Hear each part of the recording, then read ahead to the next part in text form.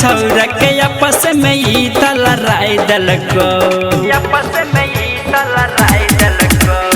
गाँव भर के छौरा के आपस में ई तलराई दलको हलराई दलको तोहर अखिया के कजरा के जान झगड़ा कराई दलको तोहर अखिया के कजरा के जान झगड़ा कराई दलको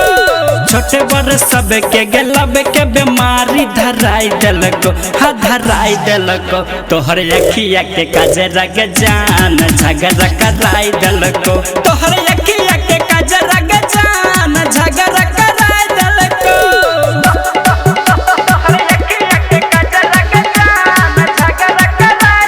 अभी आप सुन रहे हैं जयश्री कैसेट कंपनी की प्रस्तुति। जेने देखियो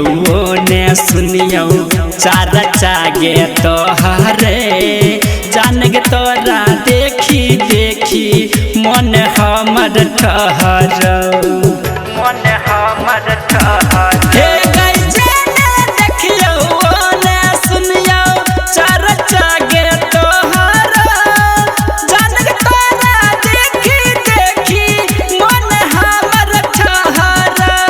गोरे गोरे गाल तोहर होठ लाल लाल पगलाई दलको गोरे गोरे गाल तोहर होठ लाल लाल पगलाई दलको तोहर अखिया के कजरा के जान झगड़ा कराई दलको तोहर अखिया के कजरा के जान झगड़ा कराई दलको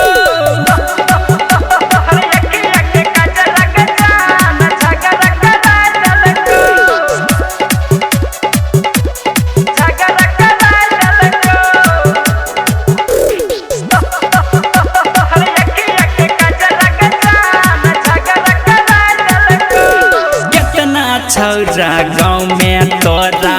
पीछे पीछे घूमाए छो मोबाइल में फोटो तोहर देखी देखी चुमाए छो हे गई कितना छौरा गाँव में तोरा पीछे पीछे घूमाए छो मोबाइल में फोटो तोहर देखी देखी चुमाए छो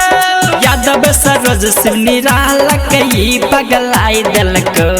बीसल बाबू निराला के ई पगलाई दलको तोहर अखिया के कजरा के जान झगड़ा कराई दलको तोहर अखिया के कजरा के जान झगड़ा